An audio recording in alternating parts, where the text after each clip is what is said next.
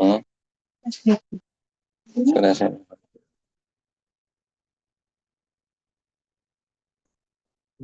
Hmm.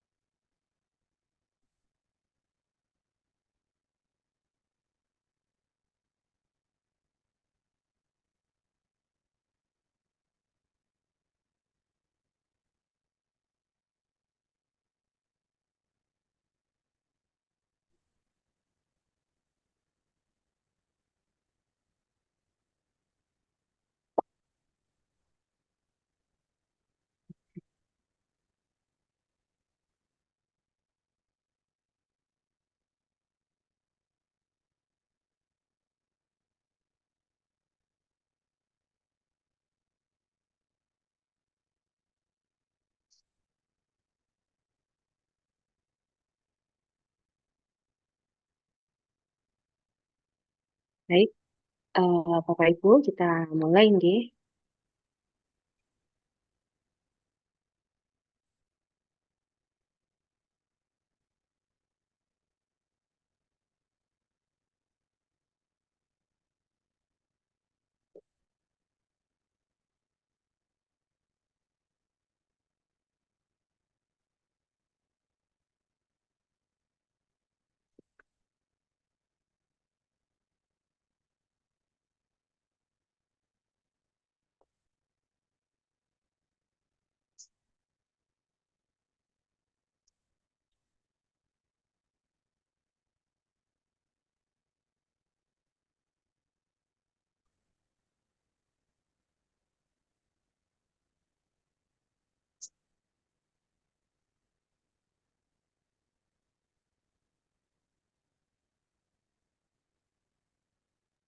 Baik, Assalamualaikum warahmatullahi wabarakatuh.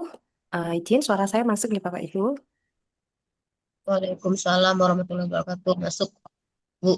Ah, Baik, terima kasih. Alhamdulillah.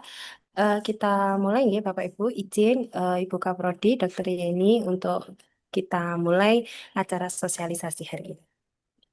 Baik, eh, Assalamualaikum warahmatullahi wabarakatuh. Waalaikumsalam warahmatullahi wabarakatuh. Oke. Yang terhormat Ibu Kaprodi Kedokteran, Ibu Dokter Hajah Yeni Amalia, spesialis anak Magister Biomed, yang saya banggakan adik-adik mahasiswa program studi kedokteran FK Unisma, dan yang saya hormati Bapak Ibu Wali mahasiswa Prodi Kedokteran FK Unisma. Ya. Alhamdulillahirrahmanirrahim, pada pagi hari ini kita semua bisa berkumpul meskipun secara daring, mudah-mudahan tidak mengurangi esensi kegiatan pada pagi hari ini dalam acara sosialisasi akademik untuk persiapan em, tahun akademik 2026-2027. Ya. Baik, untuk mempersingkat waktu, sebelum kita mulai, marilah kita membaca suratul Al-Fatihah agar diberikan kelancaran, kemudian dilanjutkan dengan melantunkan sholawat Nuril Anwar. Al-Fatihah. Bismillahirrahmanirrahim. Iya, karena butuh ya, kita stay di sini. Ya, baik. Eh, Baik, Bapak Ibu, marilah kita melantunkan sholawat Nuril Anwar. Allahumma sholli ala Sayyidina Muhammad. Allahumma sholli ala nuril anwar wasiril asrori wa tiryakil ahyar ومفتاح باب اليسار سيدنا ومولانا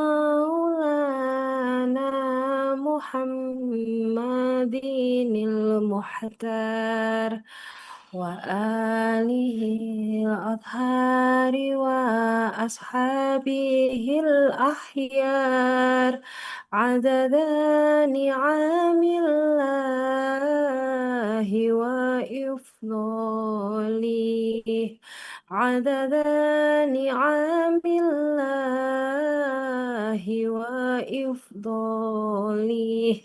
Ya, baik, Alhamdulillahirrahmanirrahim.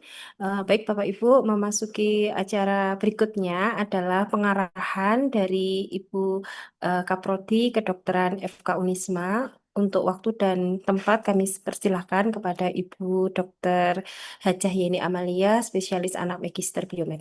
Nih, monggo dokter.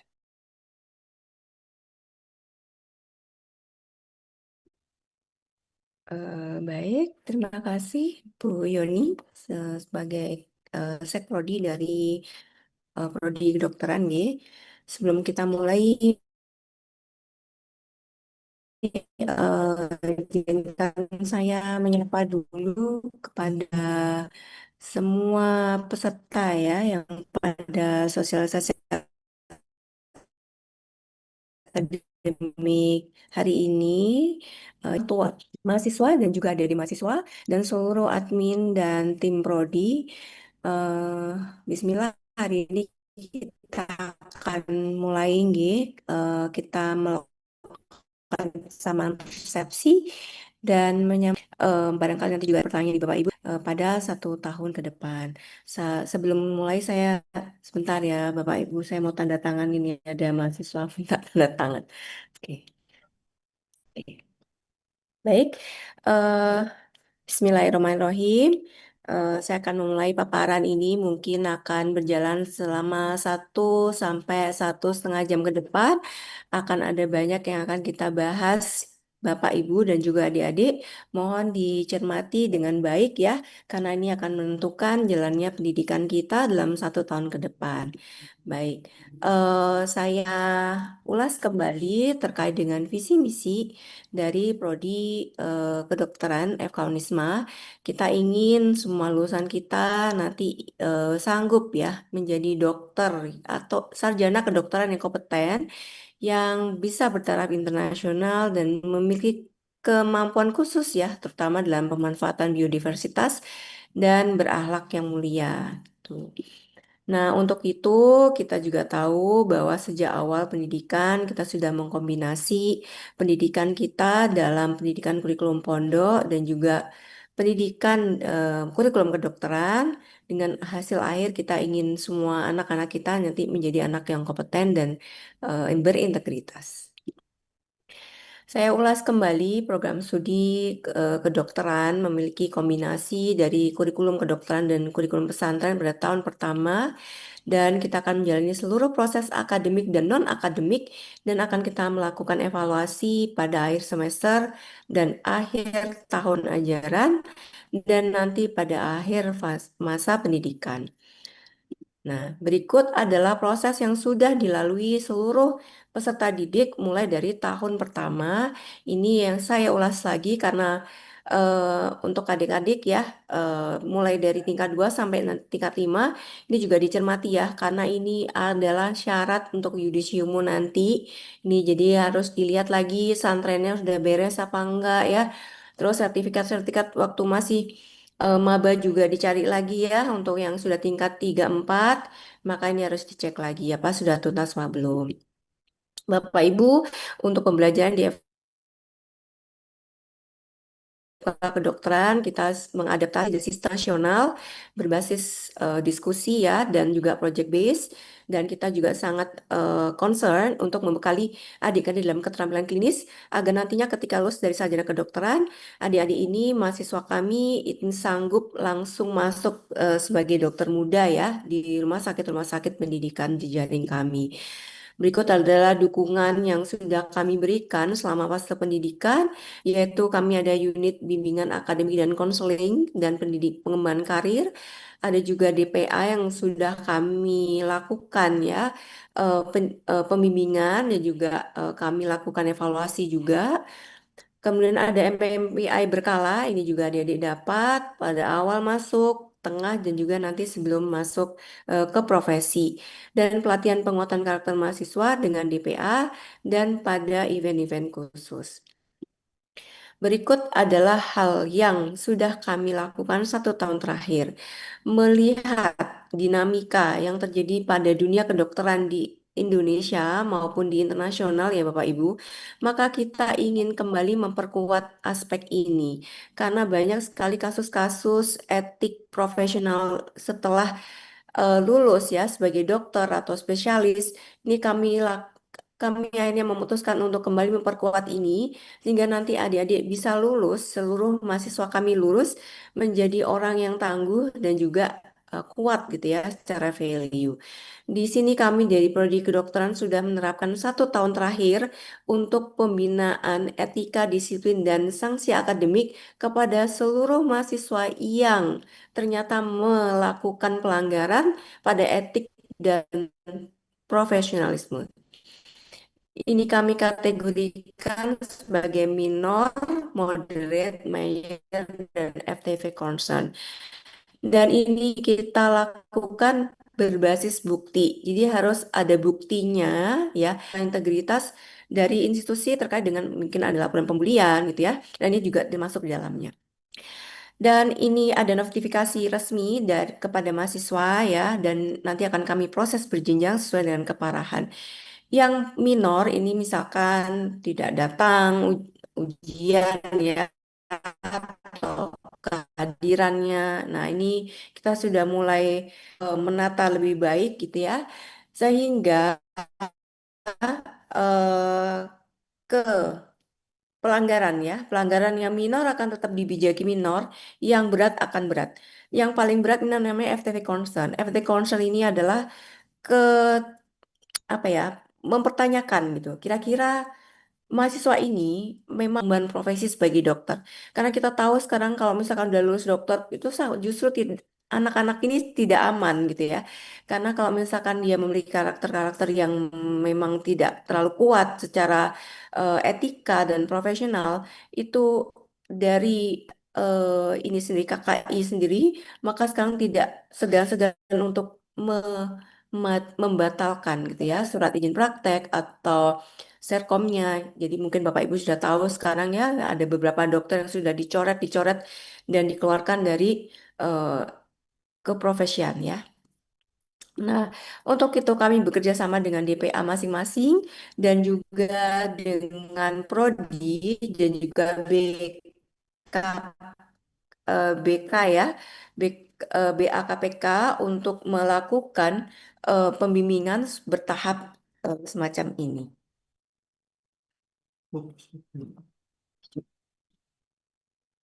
Ini saya skip aja ya. Jadi nanti ini memang berjenjang dan mahasiswa akan kami mapping ya sesuai dengan temuan kasus.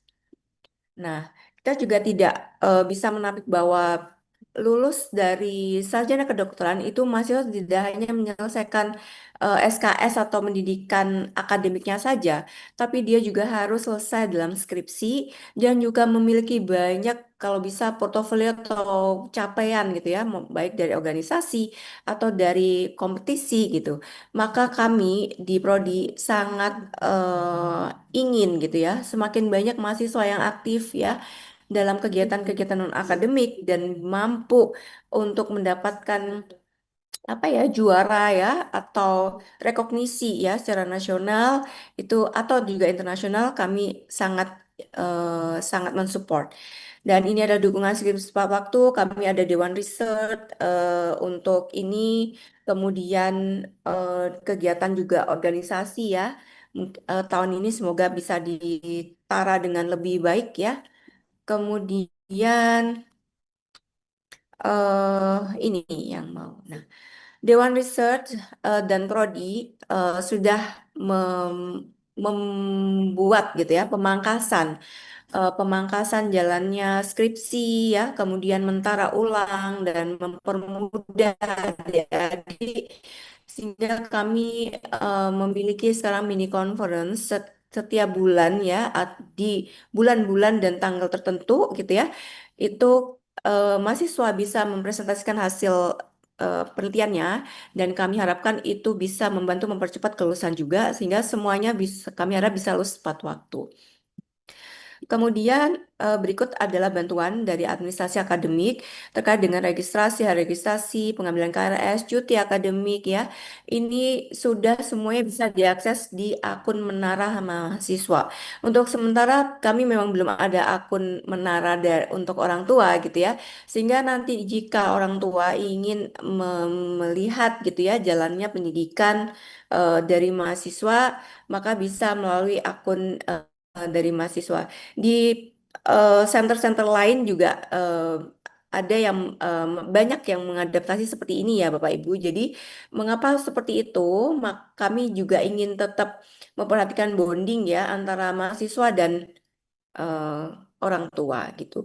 Jadi terkait dengan undangan kemudian seperti sosialisasi, kami memang masih insist untuk memberikannya di WA grup mahasiswa dan kemudian menyerahkan pada orang tua. Di universitas lain yang sudah established banyak ya, itu masih juga mengadaptasi seperti ini karena memang ya begitulah kita juga harus mempercayakan pada anak-anak dan untuk terkait dengan pengambilan keputusan ya, kemudian apa yang mau ingin mereka laporkan pada orang tua seperti itu.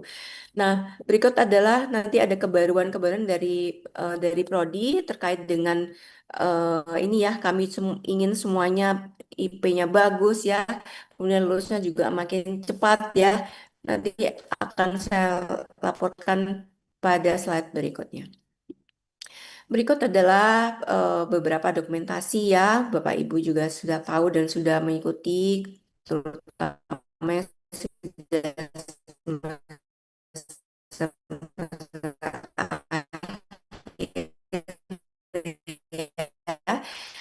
saya cepat saja ini. Nah, ini adalah hal yang harus kita cermati lagi. Terkait dengan target capaian untuk ilmu dasar, tahun kedua itu adalah ilmu fisiologis ya, basicnya. Kemudian tahun ketiga ini mulai belajar pada beberapa blok patologi dan juga elektif, KKN dan juga percepatan untuk skripsi. Di kolom yang Recording in kiri, progress. Bapak Ibu bisa melihat angka, sebenarnya ini angka panduan dari prodi saja untuk melakukan target ke minimal masih 2,5 untuk 8 semester. Namun melihat dari dinamika exit exam dari lulusan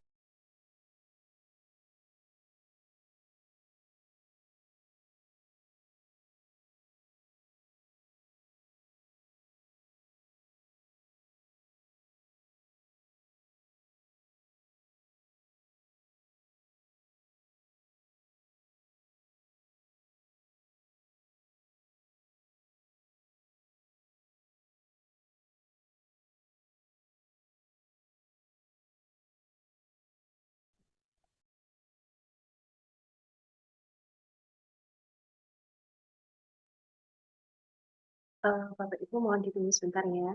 Ibu Kaprodi masih ada kendala jaringan. Oke, di sekedar dulu Bapak Ibu.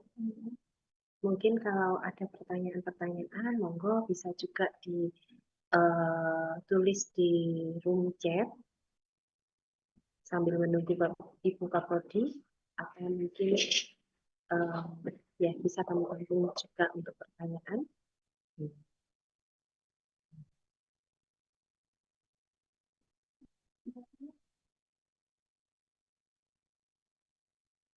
Waduh, ya, muncul. Halo.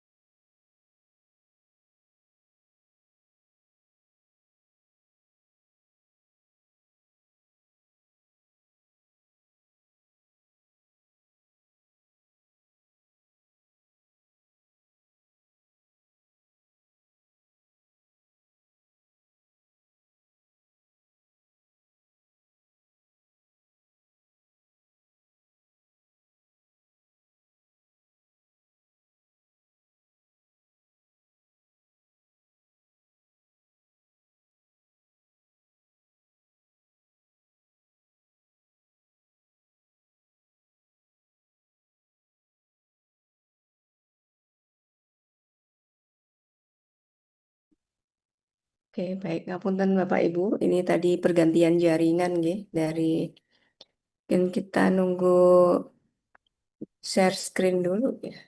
Share dulu.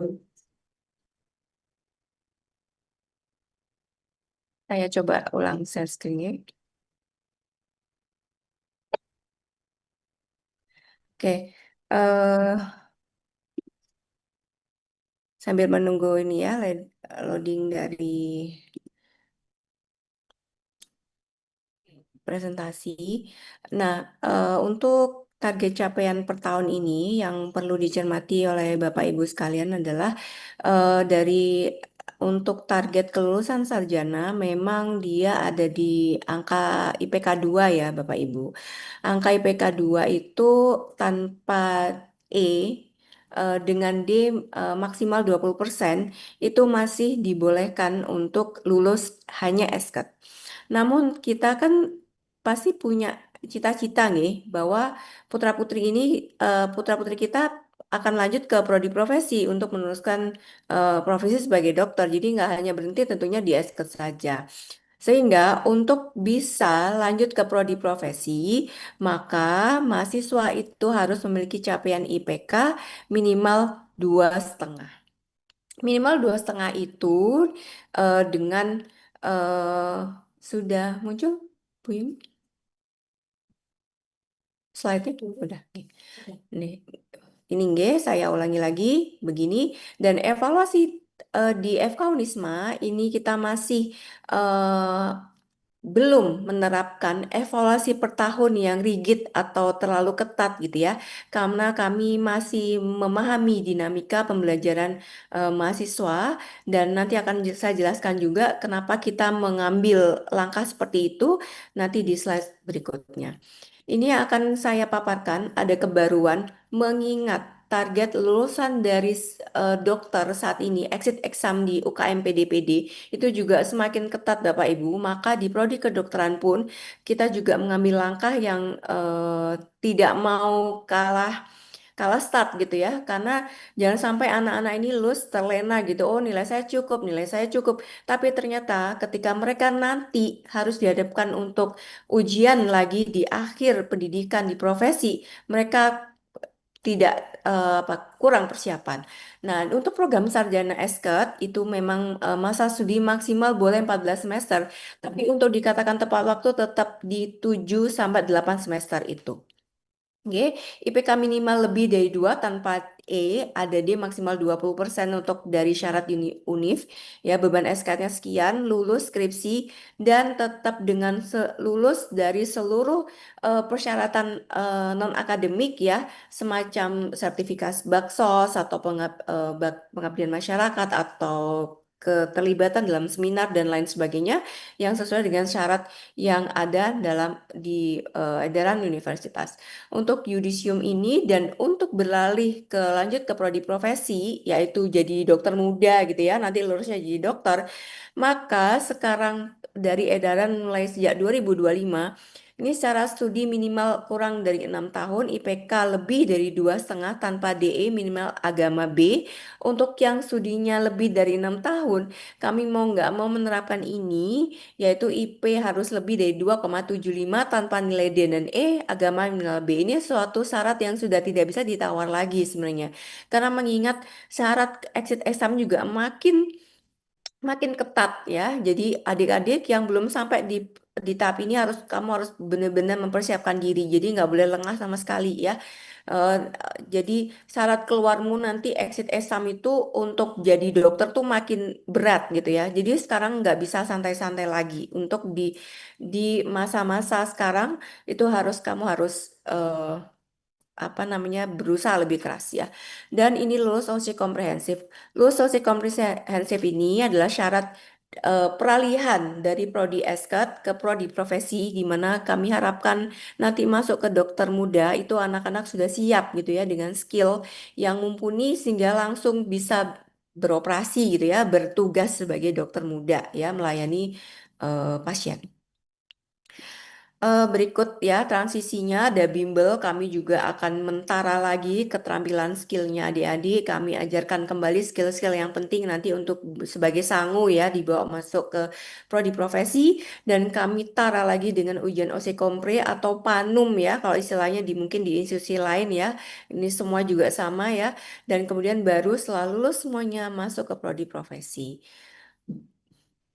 Nah, demikian untuk paparan awal ya. Nah, berikutnya kita akan masuk ke dalam kurikulum. Kurikulum yang terbaru yang ada di prodi kedokteran. Sejak tahun 2025 kami memiliki kurikulum baru untuk angkatan 2025 dan seterusnya ya, namanya kurikulum melesat berdampak.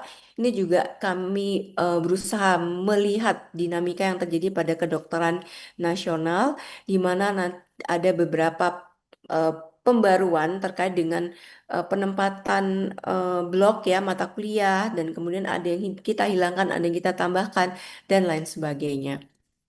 Ini sudah berlaku mulai angkatan 2025 ya, yang sekarang naik ke kelas 2 ya. Ada beberapa yang nanti menjadi blok apa kuliah longitudinal, ada juga yang masih dalam blok.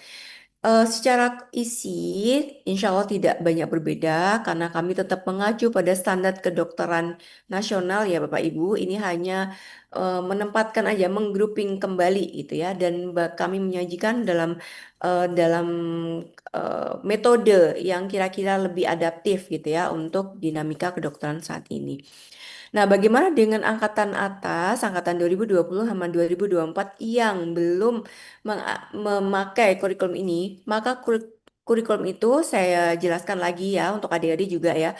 Kurikulum angkatanmu adalah untuk kamu, gitu ya. Jadi kamu nggak bisa transfer kurikulum kalau kamu angkatan 2022 atau kamu 2023, ya itu kurikulummu. Jadi kamu nanti kalau misalkan nanti ambil mata kuliah, jadi hanya bisa memilih yang disajikan untuk kurikulummu. Jadi nggak bisa, dok kok angkatan bawah jalannya lebih enak, misalkan gitu. Nggak bisa ya.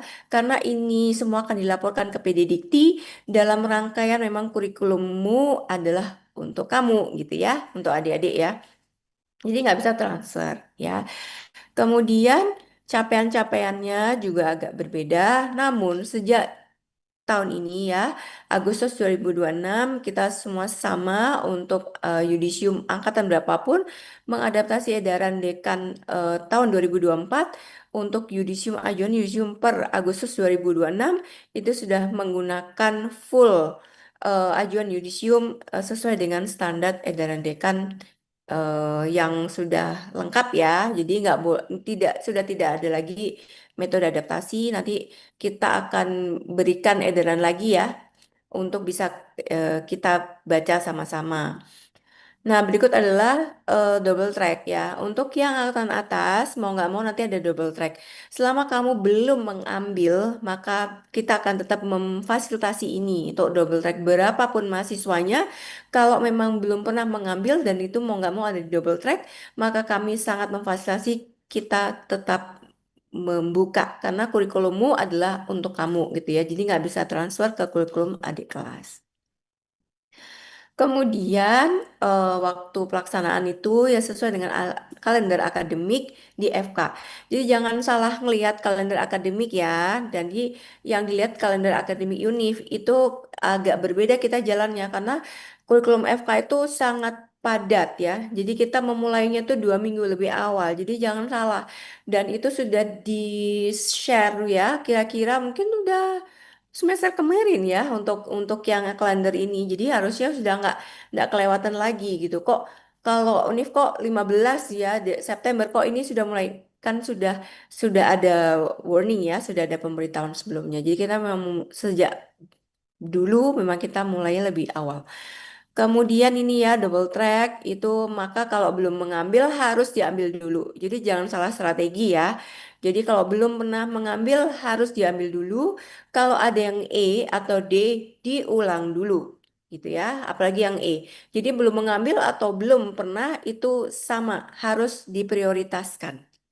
Jadi jangan jangan gatel pengen ngambil yang sama kayak teman-temannya, sementara kamu masih belum pernah mengambil yang adik kelas atau ada yang itu dihilangkan dulu gitu ya, karena itu nanti jadi beban nanti. Nah kecuali yang D, nah kalau yang D kamu masih kami berikan kesempatan gitu ya untuk lebih leluasa ngulangnya nanti ya. Kalau kamu sudah miniko atau nanti ada semester antara masih boleh gitu, masih boleh. Tapi yang D yang E sama yang belum diambil itu harus dihilangkan dulu ya. Dan ini yang sering kali masih terjadi, jadi nggak boleh overlap ya, nggak boleh overlap. Kenapa sih kok nggak boleh ngambil bareng-bareng dok? Padahal kan saya pingin ngambil semuanya gitu, padahal jalannya bersama. Kita tujuan kita mengambil tuh kan bukan hanya menyelesaikan kayak checklist ya, udah centang, udah pernah, udah. Tapi kamu yang kita cari itu kan ilmunya ya. Ini kan sebenarnya bekal adik-adik untuk nanti ya jadi dokter. Jadi memang kebijakan dimanapun itu tidak boleh overlap karena ada kebijakan absensi harus memenuhi. Ya, jadi kalau misalkan nanti ternyata masih ada yang mengambil double track, double block jalannya bersama, maka dari prodi akan melakukan terminasi ya, dan kamu harus memilih salah satu. Kemudian ini untuk adik-adik tingkat 4 ini ada ya yang dicermati untuk adik-adik tingkat 4 atau yang belum mengambil elektif ini saya jelaskan ini untuk sosialisasi akademik yang tahun ini maka saya masukkan dalam slide biar kita semua bisa mencermati ya. Elektif berjalan ada 2 slot gitu ya. Oktober sama nanti November ya. Oktober awal 26 Oktober sama 9 November. Ini ada opsional. Jadi kamu Dede ada bisa memilih salah satu di antara jalannya elektif ini ya. Nah, berikut adalah ini nggak semua akan jalan ya semester ini. Ada beberapa yang akan kita terminasi. Nanti akan dijelaskan lagi waktu pengambilan KRS. Namun saya sekarang akan mempromokan kira-kira isinya apa. Jadi biar kamu nggak salah pilih gitu ya. Kira-kira aku mempinginnya mempelajari apa gitu ya. Yang pertama elektif TB. Ya kita tahu bahwa Indonesia ini nomor 2 ya terbanyak di dunia. Jadi kalau adik-adik ingin mencermati dan ingin mempelajari tentang TB ini lebih baik, maka ini akan sangat kepake nanti kalau kamu menjadi dokter layanan primer ya, apalagi TB itu udah kayak hari-hari aja. Nah, di sini kita akan belajar mengenai program nasional TB, apa yang diresepkan, bagaimana prevention, bagaimana treatment ya di elektif TB ini. Kemudian kita juga ada blok yang menarik ya, namanya blok elektif olahraga adalah obat. Konsepnya adalah sekarang kita tahu sendiri bahwa sekarang ini apalagi ada yang Gen Z ini ya, olahraga itu sudah suatu kebutuhan kita. Kalau dulu olahraga itu kayak apa ya kita hanya kalau punya waktu luang aja. Sekarang tidak. Kita harus meluangkan waktu gitu ya untuk olahraga ini karena sebenarnya olahraga ini pada dosis tertentu ya pada frekuensi ini persis seperti obat sebenarnya. Dia dilakukan dalam durasi tertentu, ada targetnya, bagaimana kemudian dia bisa memboost semua imun sistem dan seluruh sistem kita, maka jika kamu tertarik untuk ya mendalami ini, maka kamu bisa memilih elektif olahraga adalah obat ini ya.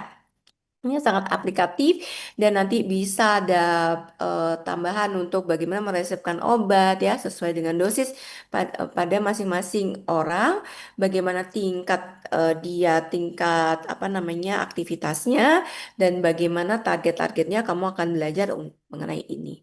Nah, berikut ada yang baru dan ini yang sering kali mispersepsi ya. Kayak tahun kemarin tuh akhirnya banyak yang mispersepsi.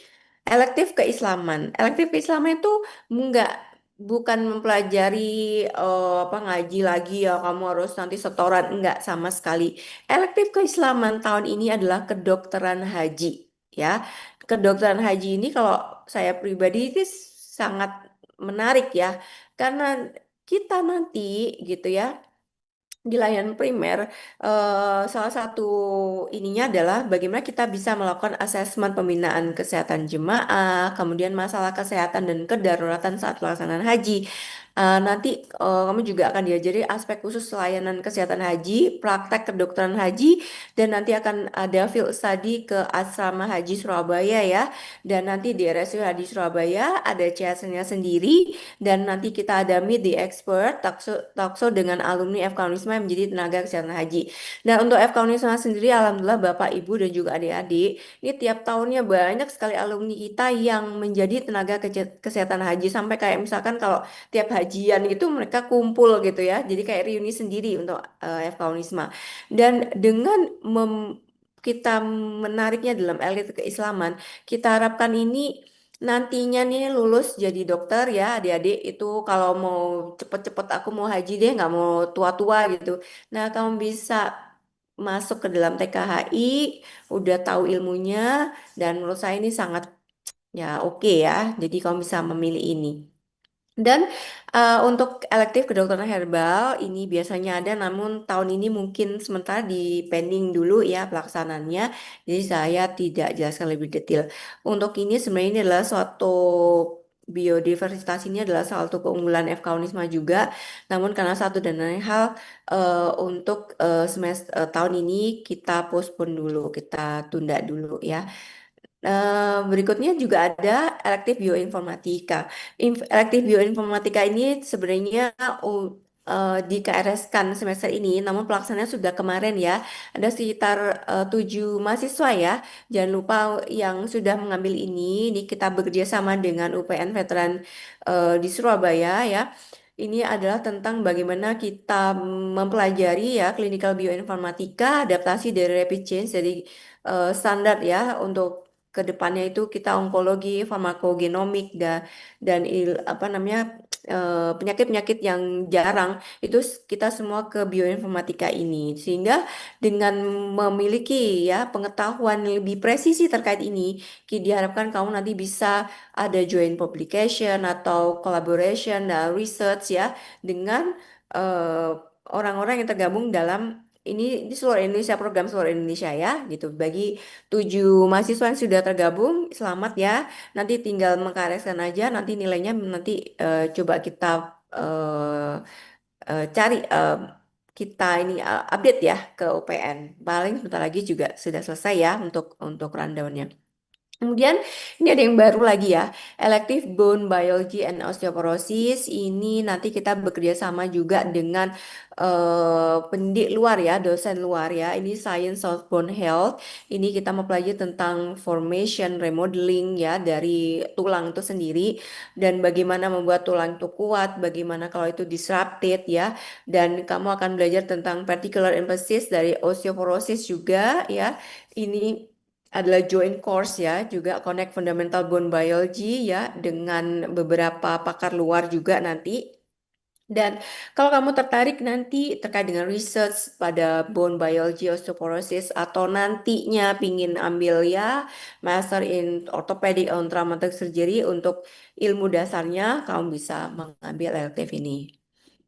Kemudian ada elektif lepra dalam perspektif. Ini biasanya jadi ini ya incaran gitu ya banyak mahasiswa di saat elektif ya. Ini karena kita ini selain TB, lepra juga masih banyak ya di Indonesia. Nah, dalam bergabung dalam blok elektif ini, kamu akan dapat pemahaman komprehensif tentang kusta ya dan lepra, bagaimana kemudian kita menerapi, bagaimana memahami pasien-pasien ya, stigma di masyarakat seperti apa, dan kamu akan dapat juga field study ke RS Kusta ya. Dan kemudian ada elektif kedokteran keluarga, ini dokter layanan primer ya. Karena ini sebenarnya ini kemampuan fundamental ya, yang lulusan dokter semua harus menguasai ini gitu. Kalau kamu nanti saya ingin kembali ke daerah saya, kemudian mengabdi, nah kamu cocok untuk mengambil elektif keluarga ini karena nanti kamu ada di layanan primer dan kalau dapat pengetahuan yang lebih detail dan presisi tentang ini, nah ini cocok untuk kamu. Nah, diharap diingat bahwa elektif ini memiliki kuota untuk masing-masing ya. Jadi kamu nanti kayak nge-war gitu ya, mau cepet-cepetan gitu ya untuk pembagiannya. Saya pikir dari seluruh sajian elektif ini tidak ada yang nggak menarik ya, semua menarik. Hanya kemudian kembali lagi kepada kita sebenarnya mau mempelajari apa, mau memperdalam apa ya. Jadi dilihat-lihat nanti sajiannya sebelum KRS kamu sudah harus memilih yang mana. Kemudian, nah ini Bapak Ibu sekalian dan juga adik-adik, kita di Prodi mulai semester kemarin berusaha memperbanyak kanal-kanal perbaikan nilai gitu ya. Kalau tahun kemarin kita masih membuat remedi khusus ini hanya di awal semester saja, tapi mulai semester genap kemarin kita sudah membukanya di akhir semester gitu ya. Jadi kamu harus memahami bahwa ini kanal-kanal yang kita sajikan itu untuk perbaikan itu sudah makin banyak gitu ya. Jadi nggak boleh lengah sini. Dan harus diingat bahwa syarat remedi khusus ini harus sudah mini conference. Kenapa kita membuka ini ya? Karena kita ingin mahasiswa yang melakukan mini conference di tengah-tengah semester itu bisa melakukan perbaikan di akhir semester gitu sehingga dia nggak sampai ngambil semester baru gitu ya untuk melakukan perbaikan. Nah ini harus sudah mini conference dulu, ada maksimal yang bisa diambil ya. Kemudian ada semester ada di atas semester 7 baru bisa diambil ya. Jadi mulai genap itu bisa ngambil remedi khusus dan kemudian nah, sayangnya untuk remedi khusus ini tidak bisa maksimal karena dia dilakukan benar-benar dalam periode yang sangat singkat gitu ya. Jadi kayak cuma udah mau naikkan satu angka aja gitu ya. Eh, ya tipis-tipis lah, perbaikan tipis-tipis kamu bisa menggunakan kanal remedi khusus. Kemudian ini dan ini tidak bisa transfer blok transfer semester ya. Jadi aturannya adalah diambil di semester ganjil, diambil genap ke genap, ganjil ke ganjil. Jadi nggak bisa cross ya. Jadi harus diperhatikan syarat-syaratnya. Ini dan ada ketentuan dia dibuka jika ada minimal peserta. Untuk yang D ya udah apapun apapun yang D kita tetap buka. Tapi kalau yang C kamu harus bekerja sama juga dengan teman-temanmu siapa yang mau ngambil seperti itu. Jadi itu juga sebenarnya suatu cara ya untuk meningkatkan apa kesejawatan ya. Ayo sama-sama ngambil, sama-sama lulus bagus, sama-sama lulus bersama-sama gitu ya. Jadi di seluruh jadi pendidikan kedokteran tuh khasnya seperti itu. Jadi kesejawatan tuh benar-benar dibangun sejak sejak kita masih embrio gitu ya. Jadi ayo bareng-bareng lulus, bareng-bareng pinter, bareng-bareng berprestasi seperti itu. Jadi kamu juga harus cari gitu ya. Kalau misalkan wah aku mau memperbaiki ini, ya anu gather teman-temannya gitu ya. Untuk yang E atau belum ngambil nggak boleh pakai kanal ini ya. Jadi pakai kanal reguler. Nah, ini ada yang baru lagi yang kemarin sudah kita aplikasikan ya di semester antara yaitu antara genap ke ganjil. Ini pertama kali first timer di kemarin semester kemarin ini yang membuat mahasiswa yang mengambil tidak nggak libur ya, dosennya juga nggak libur ya. Tapi mau tidak mau kita pingin semuanya lulus juga lebih cepat, IPK-nya juga bagus. Nah, memang ada konsekuensi pembiayaan yang bertambah karena ini benar-benar di luar dari pembiayaan reguler. Namun kalau kita melihat benefit sama ini rasanya sih sangat layak ya. Karena ini adalah mengambil ya, mengadaptasi benar-benar reguler, jalan reguler ke dalam em, jalan yang lebih pendek ya di semester antara ini dan maksimal nilai bisa A. Nah, memang mau nggak mau tidak ada jatah libur di sini karena memang benar harus concern karena waktu kita sangat-sangat sempit di sini. Kemarin sudah berjalan, mungkin minggu ini sudah selesai ya, Bu Yoni ya. Akhir-akhir untuk ujian dan nilai-nilai untuk beberapa semester antara sudah selesai. Kemudian ini ya berlaku masih di kita. Nah, sementara itu untuk jalan kurikulum. Nah, sekarang kita beranjak ke strategi pengisian KRS. Mungkin diperhatikan ya untuk adik-adik bagaimana kita nanti akan mengambil insya Allah tanggal 1 ya, semua serentak. Tanggal 1 serentak semua akan dipandu oleh admin prodi, admin tingkat. Kita akan mengisi KRS bersama-sama. Jadi tidak lagi tidak lagi sendiri ya, ada yang ke skip atau apa.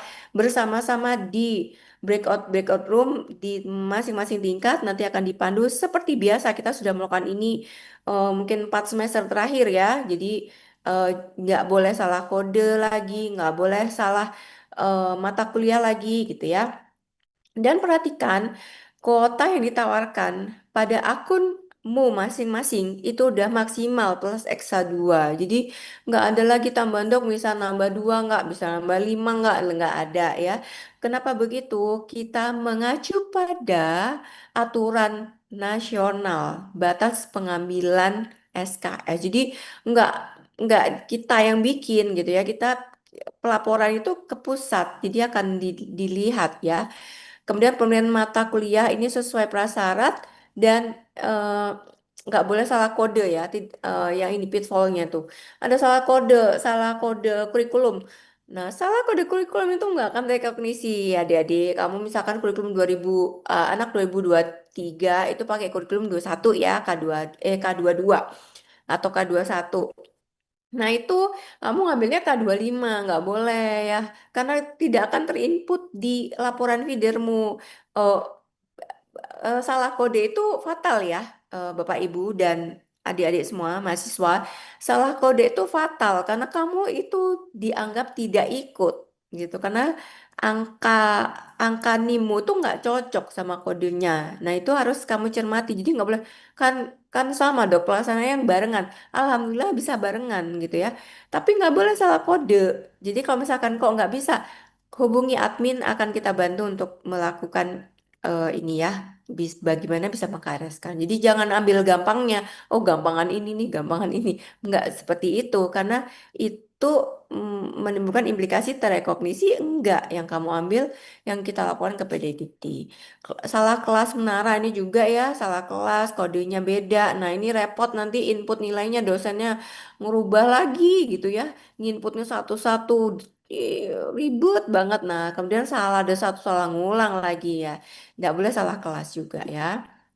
Nah, ini hati-hati, buku kurikulum, dan nanti akan kami bantu ya, kita share lagi ya, biar kamu bisa lihat aku mata kuliahnya apa nih, kodenya apa nih gitu ya. Nah, salah ini pernah terjadi dan fatal karena ajuan yang misalkan dia ajuannya April gitu ya, karena banyak yang salah mata kuliah gitu, dibetulkan lagi dan memerlukan 2 kali ajuan yudisium. Jadi dia pending dalam 2 bulan itu jam. Ini pada kejadian tahun kemarin ya kalau nggak salah. Nah ini juga eh, jangan salah ya, jangan sampai ya, karena nggak terekognisi. Akhirnya kamu dianggap belum selesai menjalani masa pendidikan gitu ya. Padahal sudah. Ini, nah pedomannya pengambilan beban SKS, hati-hati ya. IP kamu, IP yang dipakai IPS ya, bukan IPK ya. IPS itu adalah jatah yang bisa kamu gunakan untuk mengambil SKS di semester ini. Jadi genap kemarin diambil untuk ini ya. Dan sudah tidak ada lagi tanpa ekstra kuota karena itu sudah ditambahkan secara otomatis ya. Sudah ditambahkan sama aja nggak usah ditambah-tambahin lagi karena sudah otomatis. Strategi pengambilan mata kuliah, jadi sesuaikan dengan kuotamu yang dapat berapa, kemarin IPS-nya berapa, kuotanya dapatnya berapa. Kemudian kamu apakah double track atau reguler atau kan remedi khusus. Nah, remedi khusus harus dimasukkan ke RS ya. Remedi khusus harus kalau kamu, oh aku miniko nih, mungkin minikonya nanti Oktober.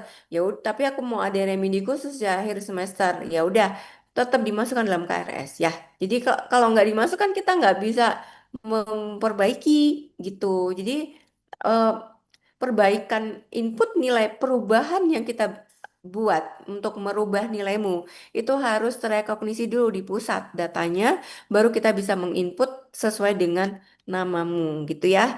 Jadi ini bukan sekedar oh kan tinggal masukkan nilai, enggak ya, ini adalah suatu metode yang dibuat memang rumit ya untuk mengurangi resiko manipulasi dan lain-lain secara nasional. Jadi memang ya kita harus beradaptasi terkait itu. Pahami aturan mengikat, apakah ada double, apa namanya, jalannya double, kemudian kemampuanmu mencapai target nilai itu harus kamu amati juga. Ini juga nanti dengan DPA. Ingat ya, tidak ada lagi kejadian apa yang kamu sampaikan ke DPA untuk mengambil itu berbeda dengan yang kamu ambil di Menara. Ada beberapa kejadian ya Bapak Ibu dan adik-adik, dan jangan lagi ya diulang ya, karena kok yang dok saya mau ambil ini, oh yaudah ini aja ya, sama DPA-nya udah di mapping gitu ya.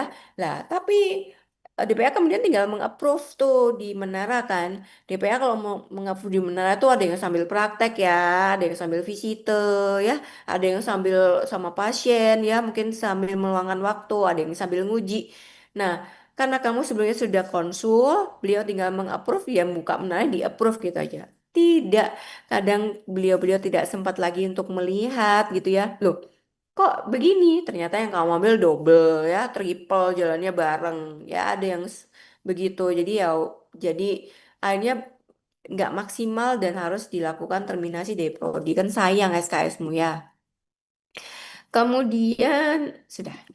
Nah, baik itu untuk ini ya, ulasan kembali cara mengambil KRS. Nah, sekarang coba kita perhatikan lagi ya. Adik-adik dicermati Bapak Ibu ya. Sekarang kita lihat lagi ya. Mengapa di FK Unisma ini sampai sekarang kita belum menerapkan aturan terminasi mahasiswa yang rigid berdasarkan IPK-nya yang menurut kami sebenarnya juga kurang gitu ya. IPK kurang dari 2 ya, ada yang masih 1, ini adalah IPK yang mencemaskan.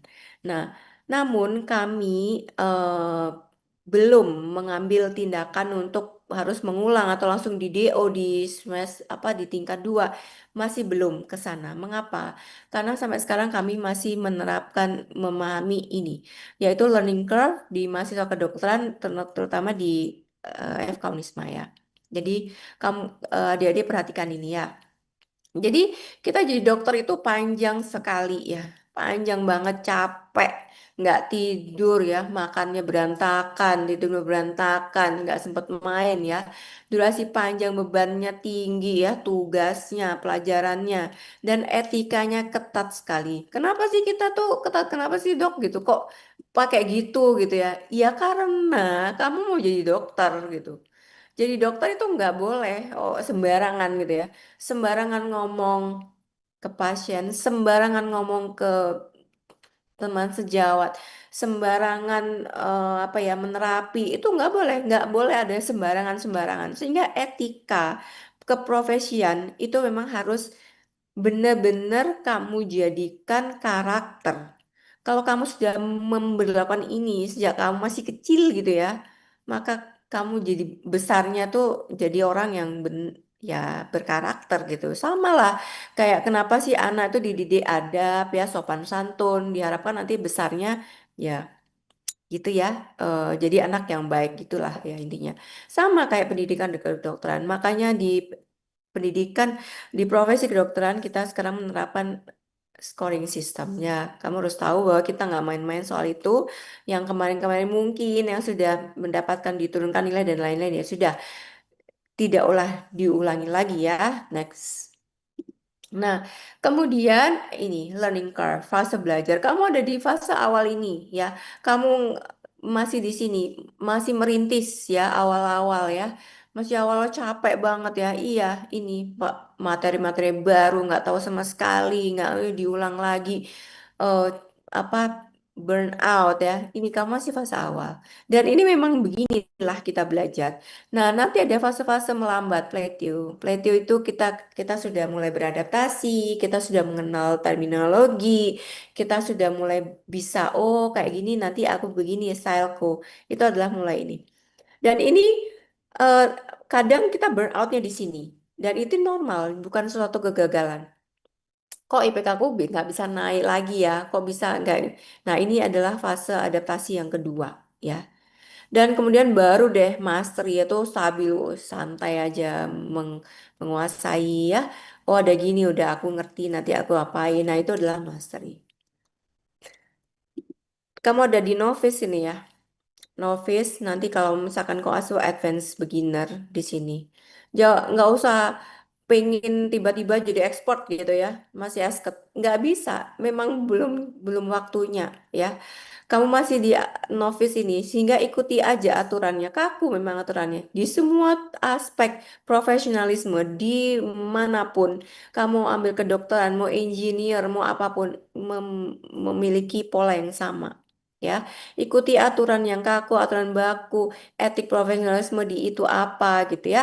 Itu diikuti sehingga nanti kamu akan tercetak jadi dengan ke tahap kedua yaitu advanced beginner ya. Kemudian ini nih ya. Nah, ini yang sering terjadi ya.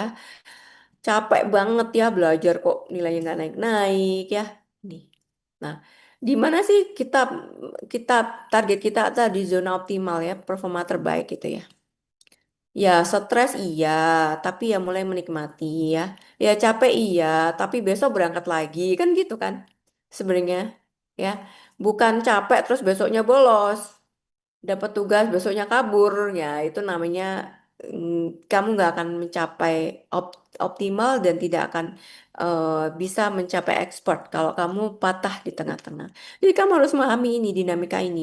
Ya memang capek ya naik nggak kelar tugasnya memang begitu dan jangan diharapkan nanti kalau lulus dokter nggak begini lagi tetap sampai tua ya gitu ya. Jadi kita akan tetap mengulangi fase-fase ini ya setiap fase tahapan pendidikan atau pekerjaan sama aja. Nah, growth mindset kuncinya pede aja ya. Kamu sudah memilih jalan ini, selesaikan ya. Aku masih kesulitan, nggak apa-apa. Berhenti sebentar, usaha lagi.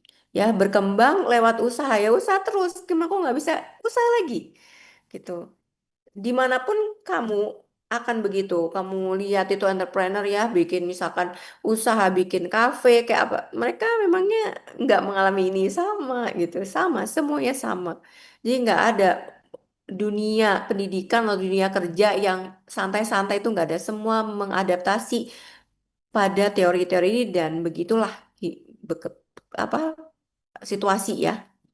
Kegagalan digunakan sebagai batu loncatan untuk perbaikan. Apa kurangnya apa ya? Ya udah aku nggak akan melakukan perbaikan itu.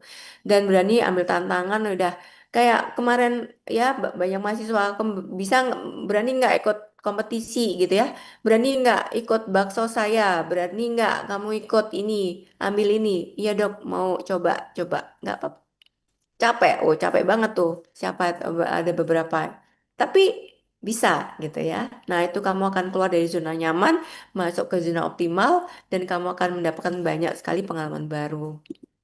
Ini ya, tiga beban dalam learning curve, capaian akademik, prestasi, ya, etika profesionalisme. Tiga ini nggak bisa dikurangin ya.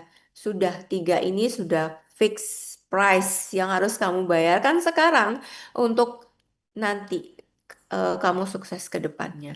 Akademiknya dapat, prestasinya, portofolionya dapat, kamu ikut baksos, kamu ikut research, kamu ikut presentasi di luar, kamu ikut kompetisi, apapun. Sudah, sekarang ini waktu muda maksudnya capek. Memang begitu. Dan tetap apa ya, mengemban value kedokteran itu yang jujur, berintegritas, tidak manipulatif, ya, itu harus tetap kamu pegang. Karena dimanapun nanti kamu akan dihargai kalau kamu belajar memiliki etika dan profesionalisme yang baik. Itu ya. Nah, strategi prodi sekarang ada kanal-kanal perbaikan yang banyak ya, semester pendek, semester antara, atau semester khusus ya, remedi khusus tadi ya, riset berdampak ya, skor etik yang lebih adil. Banyak ya dok, itu nyontek nilainya bagus, saya jujur tapi nilai saya biasa gitu. Ada unfairness di situ. Maka prodi eh, tahun ini kembali ya ke tahun-tahun ke depannya juga akan memerlukan yang sama. Strategi DPA kamu jangan sungkan-sungkan untuk konsultasi ya terkait dengan pembimbingan bagaimana dok saya belajar yang baik dan dok ada baksos nggak dok ada seminar nggak saya boleh nggak itu kamu kamu minta aja barangkali beliau-beliau ada waktu gitu ya ya ikut aja deh gitu ada ini kamu mau nggak gitu nah kamu bisa dapet tuh sertifikat ya dari prodi kami akan sangat mengapresiasi gitu ya ada mahasiswa yang ikut ini ikut itu di sini kita lihat di prodi kita tara sesuai nggak aktivitasnya maka kamu akan kita bantu mendapatkan sertifikat ya kemudian ini sudah ya ini bisa dihapus nggak ya? Oh, ada ya. Bentar ya. Oh ya, nih, dari saya bisa. Ada yang kecoret tadi. Baik, Bapak Ibu, ini ada. Ini sudah ya, sementara riset. Ya ini juga ya, ini adik-adik, kamu mulai 2026 Agustus itu sudah harus mengumpulkan 5 sertifikat untuk research atau presentation engagement sama social community engagement atau baksos ya. Nah itu harus kamu lampirkan ketika kamu nanti ajuan yudisium. Nah sebenarnya ini banyak sekali kanal-kanal ya. Kamu ikut Miniko, teman-teman Miniko kamu datang ya. Terus ada baksos, baksos dari dosen. Ada juga kemarin di luar dok saya ikut di jadi volunteer gitu ya. Mana aktivitasnya ya kita kita bantu membuat surat rekognisi itu. Jadi manfaatkan apa yang ada. Kenapa sih kok syaratnya makin banyak ya? Karena lulusmu syaratnya juga makin banyak. Kamu nanti mau jadi PPDS sekolah spesialis itu syaratnya juga makin banyak. Jadi kita berusaha mengadaptasi itu. Jadi nggak boleh santai-santai gitu di waktu masih kan nggak boleh santai-santai. Kenapa sih kok sudah susah gitu? Ya karena lulusmu makin susah gitu ya. Jadi kita membantu menyiapkan kamu untuk menjadi lebih tangguh gitu ya. Untuk lulus tuh nanti kamu bisa daftar spesialis lebih banyak ya kesempatanmu master degree mungkin di dalam dan di luar negeri ya. Kita bantu gitu. Dari apa? Dari sekarang. Ayo sama-sama. Gitu. Jadi jangan terlena cuma mikir IP aja, enggak. Banyak sekali PR yang harus kamu lengkapi gitu ya kalau kamu mencapai profesional profesi yang lebih baik nanti. Ini ya strategi Prodi. Ini juga sudah kita lengkapi ya CBT kita, kemudian alur pembimbingan ya, kemudian alur skripsi dan semua hal insya Allah sudah lebih baik. Kemudian ini juga ya, bagi eh, Ani suka banget ikut baksos gitu ya. Ayo bikin bakso sama teman-teman boleh gitu ya. Bikin ada yang kemarin bikin ya satu angkatan saya apresiasi ya. Keren sekali itu ya bisa mengakomodir teman-temannya karena teman-temannya juga ada yang belum banyak yang belum dapat terus bikin gitu. Bikin seperti itu anak kedokteran sangat oke gitu ya. Nah, kemudian mau ada misalkan ada event gitu ya di apa neurologi atau mungkin pediatri ya. Kemarin ada mahasiswa siapa berani maju ini gitu ya. Presentasi itu eh, saya berani dok maju. Nah, alhamdulillah dapat juara kayak gitu-gitu ya. Jadi harus mau keluar. Memang effortnya luar biasa, tapi kan Mbak seneng ya kalau kita dapat terrekognisi dapat juara atau bisa ikut ngeliat oh kayak gitu ya mahasiswa luar tuh kayak gitu ya terus berpresentasi di depan konsultan nah itu pengalaman yang sangat luar biasa biasanya kalau yang sudah ikut-ikut itu nanti nanya lagi dok ada lagi nggak gitu karena suka gitu ya ternyata suasana atau eh, apa namanya akademis yang seperti itu tuh ternyata memang menarik ya, memang iya gitu. Jadi kalau kamu sekali ikut biasanya pingin lagi gitu ya. Nah, untuk pertama kali memang harus effort. Ini ya saya ulas lagi alur sinergi sepanjang semester, awal semester ini ya nanti KRS-an ya, tengah-tengah ya, ya kalau demotivasi ya. Cari kegiatan luar ya baksos gitu sama teman-teman atau dok ada ini nggak gitu cari event-event yang bikin refresh sedikit ya kemudian evaluasi akhir gitu ya dan kemudian semester pendek semester antara harus tahu mau ngambilnya di mana ya kemudian ini, nah bagi yang kurang, IPK yang kurang, tidak usah berkecil hati ya, sama semua yang kurang, yang tengah-tengah ya, atau yang di atas ya, kami sangat mengakomodir. Kalau yang mampu, dok mau lomba-lomba, ayo ya. Bagi yang kurang, memperbaiki dulu, ayo ya. Yang tengah-tengah ini harus mau keluar dari zona nyaman nggak? Dok nyoba dong ini presentasi, ayo gitu ya. Semuanya anak-anak prodi ya. Jadi apapun, ayo sama-sama lulus, sama-sama berprestasi sampai dengan finish. Nah, ini eh, contoh-contoh ya, Bapak Ibu. Mungkin kita tidak nanti bisa dilihat di slide ya, barangkali ada ya. Ini ya, masih untuk mahasiswa tingkat 2 dan 3 cek kuota ya. yang belum diambil harus diambil dulu. Nanti kamu anu nih apa kecolongan Oh, ya. tiangin, jaluk yang ada apa nih? Hmm, sudah, oke baik. Kemudian untuk yang C nggak perlu diulang dulu ya. Nanti kalau masih ada sisa waktu boleh. Yang D kalau kamu masih punya sisa kuota SKS boleh diulang atau diambil di untuk perbaikan nanti antara ya disimpan dulu. Yang belum sama yang E harus diambil dulu. Terutama yang belum ya, sama yang E itu harus dikosongkan dulu, dihilangkan. Kemudian tingkat 4 ya. Tingkat 4 ini semester angkatan 2023 berarti ya, ini ya. Ya, skripsi harus jalan, sudah mulai ya. Kemudian cek kuota SKS, ambil mata kuliah yang ditawarkan, yang belum sama harus diambil dulu, yang E diulang dulu. Kalau yang D oke nanti dulu disimpan dulu ya. Bisa pakai remedi khusus awal dan akhir atau nanti pakai semester antara. Kemudian nih kasus-kasus satu nih ya, angkatan 2025 IP ini. Nah ini, kalau yang ini IP-nya kurang, jadi D dan E diulang dulu, apalagi yang masih kalau ini di reguler ya, yang terutama yang belum ambil ya, belum yang E diulang dulu. Nah nanti begitu diharapkan nilainya bagus, nanti dapat jatah untuk ngambil SKS lebih banyak di semester berikutnya. Tuh.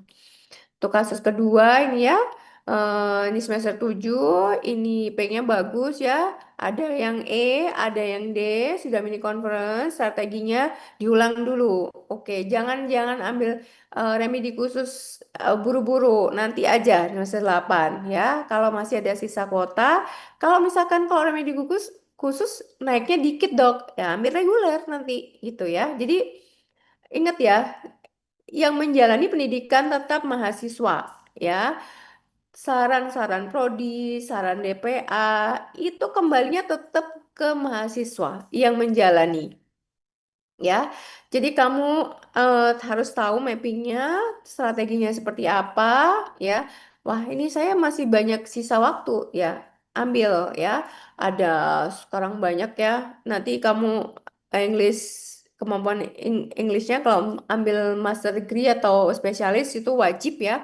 Nah, bisa kamu tambahkan di situ ya. Malam-malam les lah sejam gitu ya. Tiap hari speaking akan sangat membantu. Kemudian ini juga nih nggak ada D dan E ada skripsi gimana ya dok gitu. Ya kalau kamu mau ya kalau kalau udah semester 7 ya ambil seluruh semester 7 ya standar ya dibagusin. Nah kemudian eh, mau nggak mau input skripsinya bisa di semester 8 ya. Boleh nggak di semester 7? Eh, tetap akan komplit di semester 8 awal. Jadi nggak ada gunanya kamu ambil skripsi dimasukkan semester 7. Karena nanti kan kalau misalkan komprenya kan di awal tetap di awal semester 8 ya. Gitu. Kemudian eh, oke, kasus keempat ini ya. Ini sama ini segini. Nah, di mana nih? Dok, nilai saya masih sekian gitu. Tapi ada C dan E. Kalau gimana enaknya gitu ya. Kalau saya pribadi ya Bapak Ibu, mengingat nantinya anak-anak ini akan lanjut studi ya. Kita kan nggak cuma di esket ya, di profesi nanti jadi spesialis. Ini dinaikkan dikit lah, batas minimal 3 gitu. Memangnya spesialis harus 3 dok gitu ya.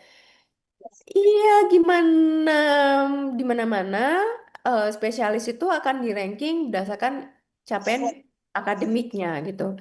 Walaupun dia sebagus apapun ya, tapi misalkan nanti kompetitornya itu di atas 3 semua kan tentunya akan memperkecil kemungkinan gitu. Jadi pastikan dinilai aman dulu lah gitu ya. Kemudian ini ini juga nggak ada tapi masih proposal ya. Ya sama ya. Kamu memilih buat prodi, kamu lulus tepat waktu tuh yang adalah yang paling penting sebenarnya. Tapi jauh lebih penting adalah kamu lulus dengan IPK yang tangguh, gitu ya. Jadi kalau kamu bisa lulus semuanya tepat waktu, IPK-nya bagus itu ya seneng banget ya, Prodi ya. Tapi kalau kamu masih ada yang perlu diperbaiki, maka tangguhkan dulu capaian personalmu, ya, gitu. Diperbaiki dulu. Kemudian ini ya semester 8 ke atas ini udah lewat lulusan 4 waktu ya. Jadi ya ini sebenarnya ya dikerjakan sampai santai ya. Nggak sambil santai juga sih. Tapi targetnya adalah makin cepat makin baik ya. Diperbaiki IPK-nya di sambil memperbaiki apa namanya ini nilai-nilainya ya. Mau nggak mau ini harus reguler karena ada E. Kan nggak boleh ke profesi kalau ada D dan E ya. Jadi kalau pokoknya ada D dan E itu harus dihilangkan dulu dari transkrip ya. Karena kamu kan maunya ke prodi profesi. Kalau masih ada D dan E, jelas nggak bisa berprofesi ya. Kemudian kasus 7 ini ya sama sini ya. SKS-nya dipenuhi dulu, ambil baru atau mengulang, pastikan mau ngambilnya kalau yang D dan E itu jelas jelas reguler ya, D boleh diambil di apa SP khusus ya atau antara, tapi lihat strateginya jalannya nanti di mana gitu ya, tergantung dari juga skripsimu seperti apa. Ini ada lagi, ya ini juga ada ya. eh ini strategi yang kita terapkan juga untuk kepada pembimbingan DPA juga ya. Jadi ada yang IPK-nya juga biasanya kan naik gitu ya, IPK ya. Tapi ini kok decline. Nah ini pas biasanya ada sesuatu. Di akhir-akhir itu kadang demotivasi, kemudian ada distraksi ya. Distraksi itu macam-macam. Ada konflik sosial mungkin, ada untuk atau masalah keluarga atau masalah ya internal mahasiswa ya. Nah, itu harus dilihat distraksinya seperti apa. Distraksi-distraksi itu harus diselesaikan ya, karena itu bisa mengganggu nanti. Nah, kan sayang kalau IPK-nya udah bagus, ternyata akhir-akhir kok malah decline. Ini apakah ada mahasiswa seperti ini? Ada, Bapak Ibu. Jadi sangat disayangkan. Bahkan harusnya bisa lulus tepat waktu, tapi kok enggak gitu molor. Karena ada hal-hal ya, misalkan ya biasanya ada masalah apa asmara kayak ya dan ya itulah pribadi ya terus ada masalah keluarga nah itu harus harus belajar juga ini sebenarnya prioritasnya apa gitu ya. Kalau dari kami sih prioritasnya sekolah dulu ya sekolah dulu bagaimanapun sulitnya selesaikan dulu sekolahmu ya nanti itu bisa menyusul yang lain-lain jadi fokus dulu gitu ya pada capaian personal ya jadi kalau itu sudah selesai, nanti insya Allah yang lainnya akan mengikuti ya, adik. Jadi jangan salah prioritas. Ini juga, ini capek gitu ya. Nah ini biasanya perlu rehat sebentar. Ada nggak? Ya ada ya.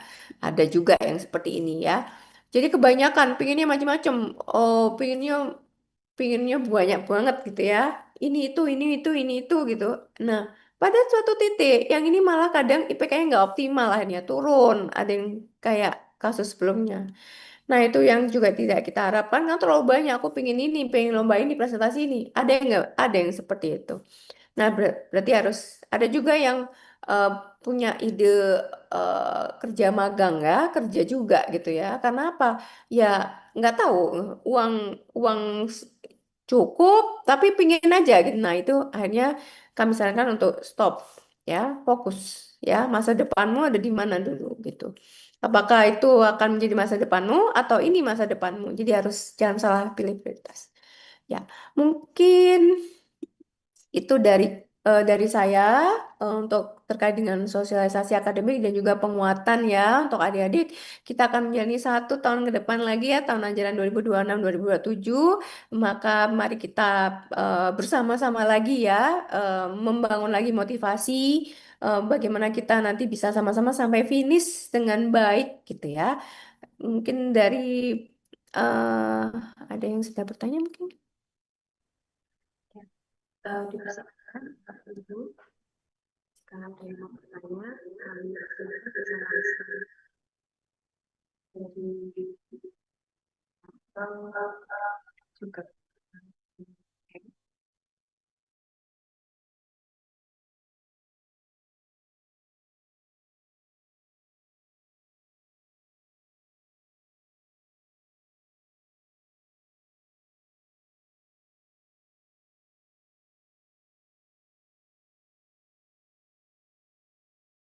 Iya, Bapak Ibu, saya ingatkan kembali ya, dan juga adik-adik, bahwa pendidikan kedokteran adalah pendidikan yang student center learning ya, yaitu kembali ke masing-masing mahasiswa, bagaimana keaktifan mahasiswa untuk mendapatkan ilmu atau skillnya. Jadi kita mempercayakan gitu kepada mahasiswa untuk bisa mengembangkan diri seoptimal mungkin gitu ya. Prodi dan juga DPA atau institusi ya, itu merupakan suatu fasilitator untuk bisa membantu ya.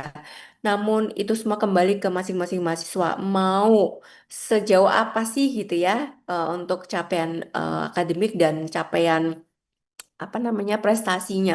Jadi kami sangat mau membantu.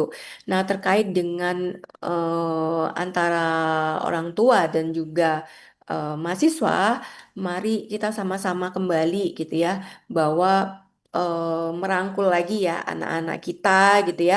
Bagaimana kemudian kita menjadi support system terbaik dari anak-anak gitu ya terkait dengan pendidikannya gitu, memantau jalannya sekolah ya atau aktivitas sosial atau apa kegiatan di luar itu yang kira-kira misalkan kok agak tidak terlalu esensial gitu ya untuk masa depan, maka mari sebagai orang tua kita juga bisa memberikan masukan gitu ya atau apa ya warning gitu ya. Bagaimanapun ini anak-anak ini sebelum dituntaskan menjadi dokter, sarjana kedokteran dan dokter adalah masih anak-anak yang berada di bawah tanggung jawab ya, tanggung jawab kita sebagai orang tua dan juga tanggung jawab kita sebagai institusi. Jadi mungkin misalkan nanti dari mahasiswa atau putra-putri jenengan kok bilang oh di sekarang ketat dan lain-lain, tidak ada niatan sama sekali dari prodi atau institusi untuk mempersulit mahasiswa karena kami ingin semua mahasiswa itu lulus dengan eh, apa ya karakter yang baik ya Bapak Ibu karena akan sangat sulit ke depannya ya. Mungkin sambil nunggu pertanyaan, kemarin ada kasus-kasus ujaran kebencian di medsos ya. Itu sebenarnya eh, mereka bukan dokter yang kurang prestasi kan gitu. Mereka berprestasi, bahkan mereka ada awardee. Namun sayangnya memiliki etika yang dinilai kurang gitu ya dan lain-lain. Sehingga kalau sekarang itu sangat sensitif ya terkait itu.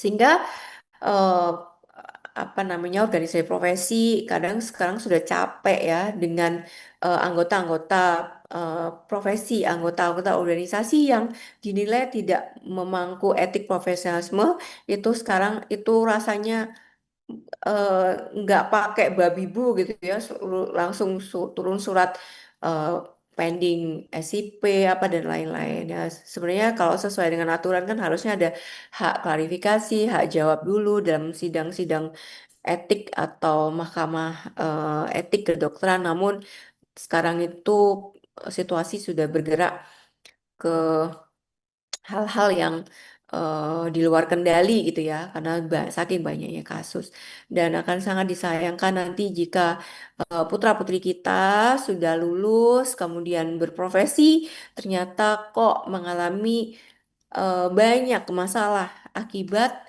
kita tidak melakukan pembinaan sejak awal gitu ya. Nah, ini yang disayangkan. Ini kayak kayak istilahnya layu belum berkembang baru lulus kok sudah dapat masalah gitu ya. Dan sekarang banyak sekali rumah sakit yang jika ada aduan terkait dengan etik profesionalisme ya dari staf medisnya, maka ya SIP tidak diperpanjang atau dikeluarkan dan lain-lain itu sudah mulai banyak Bapak Ibu. Jadi dimanapun kita sekarang bertugas atau berprofesi, saya pikir ranah etik profesi ya di masing-masing bidang itu sekarang makin rigid diterapkan gitu ya. Jadi kita jangan sampai lengah gitu ya untuk membantu dan mengawasi juga putra-putri kita gitu ya. Jangan sampai ada apa-apa nanti ya ketika mereka sudah ber, berpraktek gitu atau mandiri sebagai dokter gitu. Di chatroom apakah ada pertanyaan? Ada pertanyaan Dokter Yeni dari Bapak Makhluk, Bapak Muhammad Nggih. Makhluk, terkait ini. Remedi khusus itu apakah bisa dilakukan di antara semester ganjil dan genap? Bagaimana syarat agar nilai akademik segera diperbaiki? Sekian, terima kasih. Baik. Terkait ini kanal perbaikan nilai berarti ya, saya jelaskan lagi Bapak Ibu. Jadi di Fkonisma kita memiliki memang saya jelaskan lagi kita belum menerapkan evaluasi akademik yang sangat rigid pada 2 tahun pertama. Kalau di institusi lain itu benar-benar rigid ya 2 tahun pertama berapa D dan itu sudah harus pindah prodi gitu ya. Namun kami masih memantau gitu kira-kira sampai finish apa tidak. Nah, kami menyediakan kanal-kanal perbaikan di mana perbaikan untuk nilai itu bisa dicapai dalam remedi khusus. Remedi khusus itu setelah semester 7 ya. Jadi mulai bisa diambil pada semester 7 dengan syarat sudah mini conference atau paparan hasil penelitian skripsinya. Bisa diambil pada awal semester sama akhir semester. Jadi untuk yang tingkat 2, 3 belum bisa mengambil ini ya. Nah, untuk semester antara itu memang hanya bisa diterapkan 1 kali dalam tahun ajaran akademik yaitu antara genap ke ganjil. Genap ke ganjil karena jalannya itu lebih panjang ya untuk liburnya, jadi bisa di situ. Dan ini hanya bisa diambil untuk perbaikan. Nah, di situ tidak ada syarat harus mini conference, jadi boleh diambil untuk mata kuliah ganjil juga bisa, genap juga bisa gitu. Nah, nah, untuk saat ini kita tidak membuka semester antara di ganjil ke genap ya, hanya genap ke ganjil saja, tapi bisa mengambil mata kuliah yang ditawarkan di ganjil dan juga mata kuliah yang diambil di genap dengan saat ini perbaikan. Jadi masing-masing memiliki keuntungan kerugiannya sendiri ya. Nah, disinilah nanti strategi masing-masing mahasiswa harus diterapkan ya, harus jeli. Kita kira mengambil yang mana. Mau maksimal ya di antara gitu ya. Mau optimalisasi aja untuk hanya sedikit aja menghilangkan C gitu ya, C plus gitu ya. Ya boleh diambil di remedi khusus gitu. Tapi kalau yang D mau mau up level gitu ya, ambilnya di antara. Mungkin itu jawaban saya. Oh, untuk perbaikan sebenarnya nggak hanya di aspek khusus atau semester antara ya Bapak Ibu.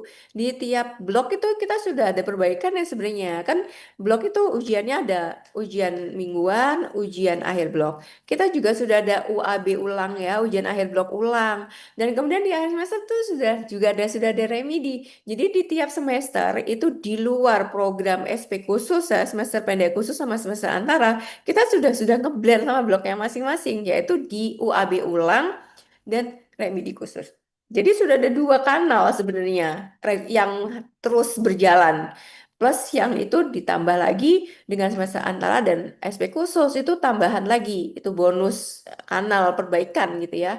Namun di tiap semesternya itu sudah ada yaitu UAB ulang dan remedi khusus. Namun yang bisa mengikuti kanal perbaikan UAB ulang dan eh, remedi ini di per semesternya itu hanya anak-anak yang memiliki absensi yang terpenuhi dan tanpa adanya record pelanggaran akademik. Tuh. Jadi nggak boleh kalau oh ya bolosnya banyak sekali gitu ya kehadirannya kurang dari 75%, tentunya dia tidak eligible untuk bisa apa masuk ke melakukan perbaikan di UAB ulang atau remedi itu sesuai dengan syarat etik profesionalisme yang sudah ada dalam sistem prodi. Itu jawaban saya. Mungkin ada lagi yang ditanyakan dari mahasiswa mungkin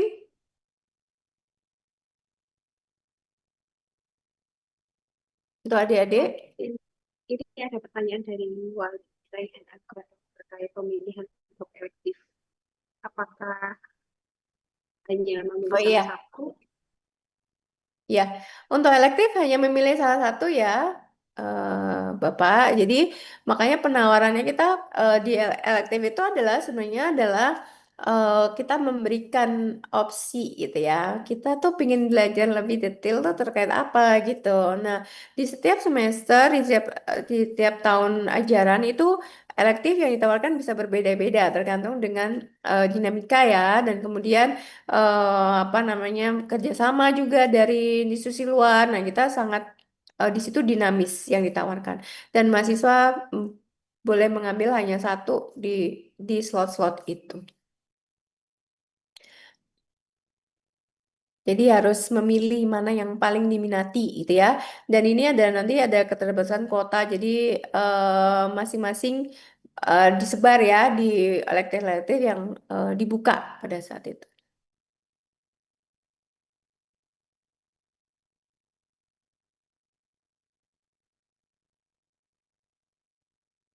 Berikutnya ada lagi dokter pertanyaan di room chat terkait mahasiswa yang ingin melakukan semester antara itu syaratnya eh, di tingkat berapa?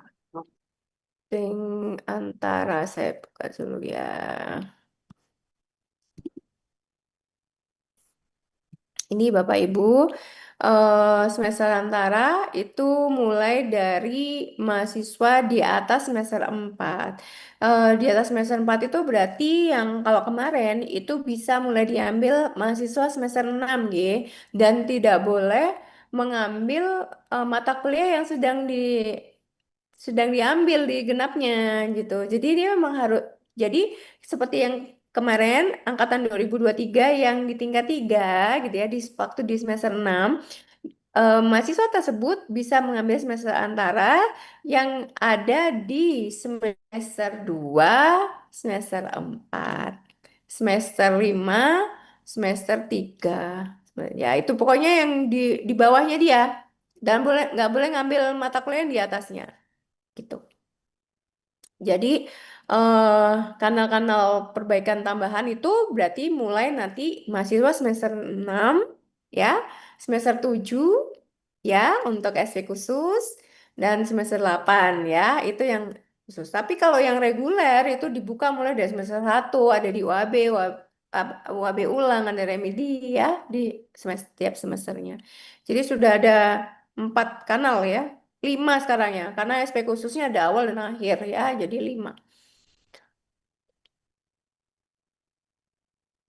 Semoga bisa membantu.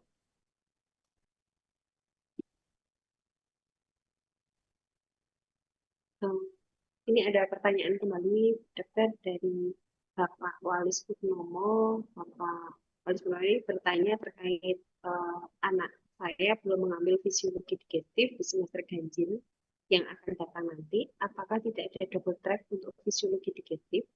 Karena dari PPT tidak ada tulisan fisiologi digestif. Terima kasih.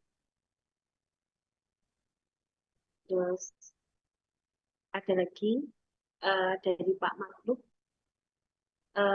Remedi dilakukan setelah ujian semester sudah baik memberi kesempatan untuk mahasiswa memperbaiki nilai. Namun yang perlu dipertimbangkan jarak waktu ujian dengan remedi yang terlalu pendek. Masukan ini sebetulnya.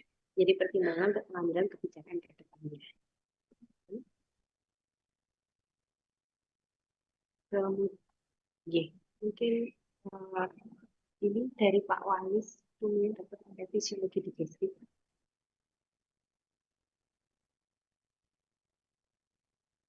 Oh iya, baik. Untuk fisiologi digestif ini eh jadi yang tidak, jadi yang dimasukkan double track itu adalah di mana blok tersebut sudah tidak ditawarkan lagi di apa namanya, sudah hilang gitu di kurikulum baru Bapak. Dan kalau misalkan dia ada, berarti dia nggak masuk double track, dia akan jalan bersamaan dengan angkatan bawah gitu. Cuma nanti mata kuliahnya ngambilnya mata kuliah yang disajikan untuk kurikulumnya gitu. Mungkin itu. Jadi eh, double track itu adalah mata kuliah yang dia di angkatan dua, di adik kelasnya tuh udah nggak ada gitu. Makanya namanya double track. Nah, tapi kalau dia ada, dia dia dia bisa mengambil bersama dengan adik kelas, namun yang nanti yang waktu meng-KRS kan aja kodenya sesuai dengan kode kode kurikulumnya. Mungkin itu jawabannya. Jadi nggak usah khawatir, tetap bisa. Kemudian remedi pendek. Nah, ini memang apa namanya adalah salah satu ya kelemahan, tapi juga apa ya, kami juga hanya memiliki waktu yang sangat singkat untuk remedi ya. Bapak Ibu hanya ada slot waktu 1 minggu ya. Nah, itu kami sudah berusaha untuk membuat jadwal yang tidak overlap gitu ya. Jadi ya sementara ini belum ada problem solvingnya karena kalender akademik di FK sangat rigid ya. Jadi tidak bisa bergerak lagi. Ini berbeda dengan mata kuliah longitudinal mungkin di prodi yang lain gitu ya. Dia bisa lebih lebih waktunya lebih longgar terkait ini. Ini itu untuk pelaksanaan kuliah online. Iya, untuk kuliah online ini eh, memang masih menjadi sekarang itu ada beberapa pendapat sebenarnya ya eh, Bapak atau Ibu nggih. Kami memang ada kebijakan untuk kuliah-kuliah yang patologis atau yang sudah ke arah ilmu penyakit itu lebih banyak kuliah offline. Namun ada kalanya expert kita itu tidak berasal dari Malang, tidak berasal dari institusi. Jadi beliau-beliau ini juga kadang mengajarnya dari rumah sakit jejaring juga. Dan kemudian untuk yang blok fisiologis ya atau blok yang dasar itu sebisa mungkin kami juga memberikannya juga offline ya gitu. Untuk ini kira-kira ini putranya angkatan berapa ini? Eh, Bapak atau Ibu Widya ini? Untuk yang wajib offline itu memang yang skill ya. Skill itu wajib offline ada di kampus. Untuk keterampilan atau keterampilan klinis ya itu mau nggak memang 100% offline. Kecuali keterampilan klinis yang memang berbasis misalkan hanya history taking atau apapun berdasarkan apa yang bisa kita lakukan secara diskusi kelas gitu ya. Sama sebenarnya sifatnya seperti semacam workshop ya. Workshop kan juga ada yang online. Nah itu kita bisa masih mengadaptasi yang bisa online selama bisa naik online. Kalau tidak bisa dan memang wajib untuk hands on, maka memang harus kita lakukan di rumah di apa di kampus. Itu jawaban kami untuk profesi ya, profesi. Nah, rumah sakit jaring kami ada banyak ya, eh, Bapak Ibu. Namun rumah sakit jejaring ini memiliki kota ya, kota. Jika semisal kota koas di rumah sakit jejaring A itu sudah terpenuhi, maka next batch itu eh, koas itu akan dimasukkan ke rumah sakit jejaring yang berbeda gitu. Nah, kenapa begitu? Karena ada daya dukung di masing-masing institusi rumah sakit pendidikan itu bisa menampung berapa koas dan berapa ini apa namanya lab saja gitu. Nah, mungkin ini info terakhir memang yang banyak kosong di RSUD Madura ya, karena mungkin yang di Blitar, Kepanjen atau yang di Blambangan masih full kotanya. Jadi seperti itu. Jadi ada regulasi khusus dari prodi profesi untuk menyebar ini ya. Kenapa begitu? Agar seluruh koas memiliki skill yang sama gitu. Kalau kebanyakan dalam evaluasi juga enggak ideal karena masing-masing anak hanya mendapat jatah untuk mengerjakan pasien yang lebih sedikit. Mungkin itu jawaban saya. Jadi kalau menurut saya tidak usah terlalu khawatir nggih, dalam memilih rumah sakit jejaring. Kami sudah bekerja sama juga dengan senior-senior di masing-masing rumah sakit jejaring untuk bisa kira-kira memetakan gitu ya rasio koas dan juga pasien dan juga tenaga pendidik gitu. Nanti ya itu akhirnya jatuh ke masing-masing batch dia nanti masuk ke rumah sakit pendidikan yang mana. Mungkin itu jawaban saya. Kuliah elektif, kuota SKS, iya. Ya, untuk elektif ditawarkan mulai semester 7. Ya, untuk elektif ditawarkan mulai semester 7 dan masuk kuota SKS tentunya ya. Bu Yoni, jika ada yang mau perlu ditambahkan, barangkali saya ada yang kurang, mohon ditambahkan, nggih. Iya, dokter. Ada yang masih belum terjawab, Bapak Ibu, terkait dengan ini?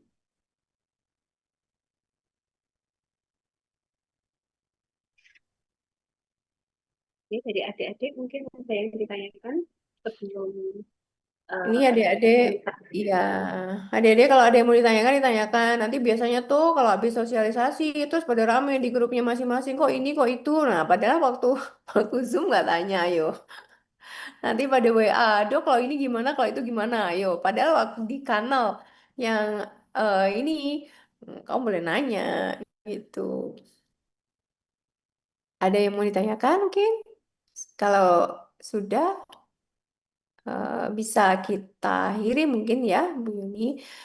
Bapak Ibu, insya Allah tanggal 1 September, adik-adik seluruh mahasiswa Prodi Kedokteran akan menjalani KRS serentak. Ya, untuk KRS serentak ini akan dipandu oleh admin tingkat dari Prodi Kedokteran. Tujuannya adalah mendampingi untuk meng-KRS-kan di menara masing-masing. Jadi buka aplikasi Menara sambil Zoom, nanti memilih yang mana dipandu ya. Untuk bagi yang angkatan yang mengambil apa digestif ya, jalannya itu ya ada edaran dari dekan ya. Kamu harus lihat, kita sudah mulai semester awal ya, September semester minggu awal September. Jadi hati-hati untuk bisa ini nanti bolos lagi ya karena dipikirnya nanti baru minggu kedua masuknya padahal ada udah ada perkuliahan. Nah, kami sudah menembusi juga ketua blok untuk yang jalan pada awal. Untuk seminggu awal itu karena memang kalender FK ini masih bergerak ya dan memang kita mulai lebih awal, maka adik-adik masih kita berikan kesempatan untuk batal tambah. Ya, batal tambah itu artinya apa yang sudah di KRS-kan tanggal 1, namun ternyata kalau dicek kok masih ada yang kurang pas ya, ini yang mau diganti, mau ditambah lagi dan lain sebagainya karena satu dan lain hal, maka masih bisa diperbaiki sampai tanggal berapa Bu Yuni? 10 ya, kalau nggak salah. Nah, ada edarannya nanti kamu cermati ya. Nah, setelah itu, maka seluruh tawaran KRS akan dikunci ya. Dikunci sudah tidak lagi. Dok, ternyata saya lupa meng-KRS-kan. Saya belum meng-KRS-kan. Saya salah kodenya. Saya ini. Itu karena apa? Pada saat sudah semua KRS dikunci dan tanpa ada perbaikan lagi, itu data ditarik ya. Dari Prodi ditarik ke Univ dan dari Univ langsung dimasukkan ke feeder Dikti. Dan itulah yang akan menjadi sajian pada transkrip nilaimu di akhir semester. Jadi ada yang kemarin ternyata belum belum apa ada perubahan tapi tidak ngomong gitu ya. Dan akhirnya tidak terekognisi di PD Dikti. Jadi percuma ada yang ikut ikut ini, ikut pembelajaran tapi nggak meng-KRS-kan. Bagaimana itu? Nggak bisa nilainya. Kamu nggak bisa diinput. Karena menginput itu personal ya, dari pusat gitu. Ada hal-hal yang bisa diatur di prodi, ada hal-hal yang tidak bisa diatur di prodi. Dan kita semua harus memahami. Jadi ada regulasi yang memang masih bisa diatur ya, internal institusi, ada juga yang sudah tidak bisa. Dan itu mengikat sifatnya. Kapan kita menginput, kapan kita bisa merubah masihan, kapan sudah bisa di-fix, kapan itu ada yang sampai nangis-nangis, "Loh, gimana ini gini, lah gimana, gimana, mau nangis juga nggak bisa, orang sudah terinput di di feeder dikti. Gitu ya. Jadi harus benar-benar lihat kode kurikulumnya, mata kuliahnya ya. Kalau kelas menara itu ya itu masih internal ya, dicocok-cocokin tapi asal atasnya masih oke, masih lah kita bantu gitu ya. Tapi ada hal yang kurikulum misalnya itu nggak bisa ya. Kalau kelas menara kadang masih geser-geser masih oke lah gitu ya.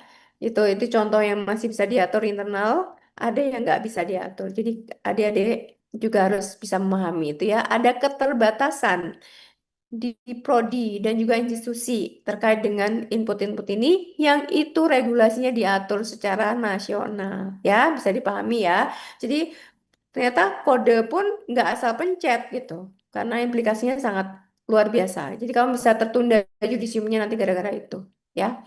Jadi itu bukan bukan ancaman atau apa ya, tapi kenyataan ya memang begitu. Dan di tingkat pendidikan apapun, mau S1, S2, S3 mengalami peraturan yang sama ya. Mata kuliah, kurikulum lainnya itu mengikat sifatnya. Jadi kalau mahasiswa S2, S3 salah kode ya sama, implikasinya juga sama. Jadi nggak cuma S S apa S1 aja yang begini, enggak sama. Semua diatur dalam suatu regulasi yang sama untuk pendidikan. Mungkin itu eh, nanti akan kami share ini ya materi sosialisasi beserta juga edaran-edaran yang terbaru bisa kita hyperlink jadi adik-adik bisa mencermati itu. Nah, manfaatkan waktu yang ada ini antara yang saat ini sampai dengan nanti tanggal 1 untuk konsultasi dengan DPA-nya masing-masing ya. Bagaimana strateginya, kemudian apa yang saya pilih. Nah, bisa konsultasi. Untuk Bapak Ibu, besok kami ada sosialisasi yang khusus ya untuk Bapak Ibu bagi yang putra-putrinya memiliki capaian akademik yang kurang. Nanti akan ada undangan menyusul. Nanti kita Bapak Ibu akan kami berikan kesempatan untuk konsultasi dengan DPA-nya masing-masing dalam breakout room. Jika Bapak Ibu ingin ya atau ingin datang langsung apa namanya ke institusi, maka bisa janjian terpisah dan kami akan membantu untuk memfasilitasi. Nah, kenapa ini agak berbeda dengan tahun kemarin? Kalau tahun kemarin kita undang langsung ya, namun ini waktunya juga tidak banyak, maka kita lakukan secara online dulu. Dan nanti jika Bapak Ibu berkenan, mungkin yang dari jauh-jauh ya, atau yang mau sowan, kita bisa buat janji sendiri ya untuk itu. Dan kami akan memfasilitasi Bapak Ibu bertemu dengan DPA-nya putra-putri dengan masing-masing, terutama untuk mahasiswa dengan capaian akademik yang kurang. Mungkin bisa diakhiri, Bu Yoni? Atau ada lagi yang belum di... Sampun dokter ini nanti Oke. insya Allah saya nanti akan di-share untuk undangan dokter yang tanggal 27. Insya Allah besok siang ya dokter. Pukul 1, hingga pukul 3. Mungkin nanti saya itu Bapak Ibu untuk undangan bagi mahasiswa yang masuk dalam pengawasan. Oh, Bu Yoni ini ada pertanyaan lagi nih. Menginformasikan untuk materi dan edaran-edaran ataupun aturan yang berlaku di kedokteran sudah kami kirimkan di room chat dalam bentuk QR code maupun dalam bentuk link. Kapan nih dokter Yeni ya? Ada pertanyaan tambahan ini Bu Yoni satu Oh mungkin iya iya. Oh dari iya, Mas Bapak terima kasih Matlub semua. nih. Nggih, saya jawab dulu nggih sebelum kita akhiri. Apakah semua bisa mengambil mata kuliah patologi digestif? Oh ya, Bapak Ibu, ada mata kuliah di blok tingkat 3 ya, yang tentunya itu sangat berkaitan dengan kuliah prasyarat, yaitu di blok fisiologis. Kalau blok fisiologisnya sudah pernah ikut ya, maka dia dibolehkan untuk ngambil yang patologis. Jadi misalkan pertanyaan adalah, apakah semuanya bisa mengambil patologi digestif? Patologi digestif itu boleh diambil yang pertama jika sudah mengambil fisiologi digestif. Ya, jadi nggak boleh ngambil mata kuliah penyakit sebelum yang fisiologisnya diambil. Mungkin seperti itu prasyarat untuk prasyaratnya, G. Untuk yang lain-lainnya ketentuannya apakah kuotanya cukup ya, apakah jalan bloknya dengan yang diambil yang lain-lain juga memenuhi. Ada banyak faktornya. Tapi untuk syarat khususnya adalah dia harus sudah mengambil fisiologi digestif ya.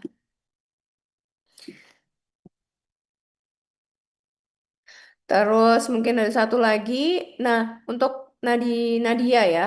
Apa kelas 2 tanggal 2 atau tanggal 7 dilihat di edaran ya Dek ya. Nanti kita share ulang deh ya biar dilihat lagi. Saya juga nggak hafal persisnya dan itu sangat tergantung kamu nanti mengambil apa gitu ya. Nah ini pertanyaan sangat personal jadi nggak bisa dijawab personal juga. Jadi kamu nanti lihat edarannya, kamu mapping lagi kira-kira ini sesuai nggak sama apa yang saya ambil. Nah kamu bisa cek di situ ya. Oke, dan edarannya sebenarnya sudah di-share udah lama ya. Untuk edarannya nanti bisa kita cermati sama-sama. Di materi nanti yang kita akan kita share, kita sudah bantu untuk ngasih hyperlink materi-materi apa. Ini juga ada nih QR code nih. Nah, kamu screenshot aja nih. Nah, kita sudah masukkan nih jadi satu biar nggak kelewatan ya. Edaran-edaran nanti kita akan tambahkan sesuai dengan kamu bisa akses di situ. Bapak Ibu bisa mengakses ke sini, semua mahasiswa juga bisa mengakses ya. Ini adalah terbuka dan informasi ini terbuka untuk semuanya dicermati bersama-sama. Mungkin itu Bu Yoni bisa. Ini apa nih? Oh, ya dokter. Oh, Ada Zoom. masih Oh tambahan iya. sepertinya dari Oh, Zoom. Iya. uh, Oke, untuk yang besok, Bapak, ini yang kami khususkan untuk yang capaian akademik yang masih kurang ya, biar lebih spesifik. Namun, untuk Bapak, Ibu yang ingin berkonsultasi dengan DPA putra-putrinya, berapapun capaian IPK-nya, monggo langsung bisa berkonsultasi eh, langsung ya dengan DPA masing-masing. Kan itu hak masing-masing ya dari mahasiswa. Orang tua juga nanti bisa konsultasi gitu. Namun yang besok ini memang kita khususkan aja untuk yang perlu untuk capaian akademik yang kurang. Untuk yang secara general, monggo kapanpun bisa janjian dengan DP-nya masing-masing. Mungkin itu informasi yang bisa saya berikan. Oke, Bu Yoni bisa tutup. Bentar lagi jam 11. Bentar lagi juga. uh, Oke. deh, deh. Deh, baik Bapak Ibu sudah cekap nggih untuk penjelasan dan sudah jelas juga dari arahan dari Ibu Bapak untuk selanjutnya nanti bisa diakses materinya juga dan edaran-edaran di QR code maupun di link yang sudah kami share di link chat. Baik, terima kasih banyak kepada Ibu Kapolri atas arahan dan penjelasan dan terima kasih kami sampaikan kepada Bapak Ibu yang sudah berkenan hadir hingga sampai siang hari ini, kurang lebih kita 2 jam ya.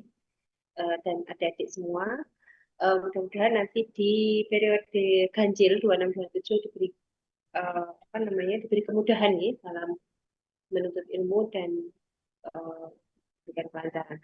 Baik, kami cukupkan untuk pertemuan hari ini. Mari kita tutup sebelumnya dengan membaca doa penutup majelis ini.